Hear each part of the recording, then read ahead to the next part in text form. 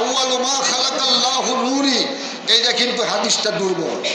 এই হাদিস কেনাও কিন্তু দুর্বল। আউয়ালু মা খালাকাল্লাহু নূরি, সাহাবাই কেরাম বলছেন, প্রশ্ন করেছেন, ইয়া রাসূলুল্লাহ, আপনার দুনিয়ার মধ্যে সর্বপ্রথম সৃষ্টি করছেন কি? বলে আউয়ালু মা খালাকাল্লাহু নূরি, সবার প্রথম আমার নূরকে আল্লাহ পাক সৃষ্টি করেছেন। নূর বলতে শুধু খালি উপরের নূর নয়, আল ইলমু নূরুন, এখানেও বলা হয়েছে হাদিসের মধ্যে আল ইলমু নূরুন, কারণ মানুষের এলেমটাও হলো মানুষের নূর। জোরে এখন সুবহানাল্লাহ। কারণ হুজুর আকরাম সাল্লাল্লাহু আলাইহি সাল্লাম কোনো শিক্ষকের কাছে তিনি লেখাপড়া করেন নাই, কারণ এই নূরটা সরাসরি আল্লাহ পাক যতবার সিনা সাক হয়েছে, যতবার তার বুক পাড়া হয়েছে, ততবার আল্লাহ পাক তার বুকটা এলেম দিয়া ভরে দিয়েছে। জোরে এখন সুবহানাল্লাহ।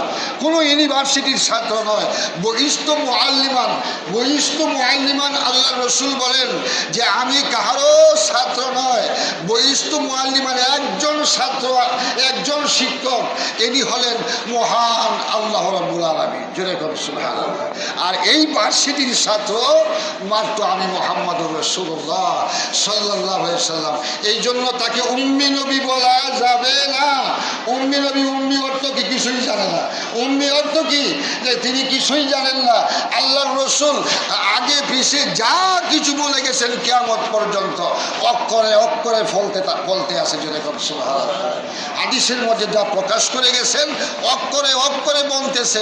আল্লাহ রসুলের এলেম এতটুকু ছিলেন, আল্লাহ পিছনে যতটুকু এলেম দিয়েছিলেন, সামনেও এতটুকু এলেম আল্লাহ পাক তাকে দান করেছিলেন, যে এলেমের কোনো তুলনা হয় না।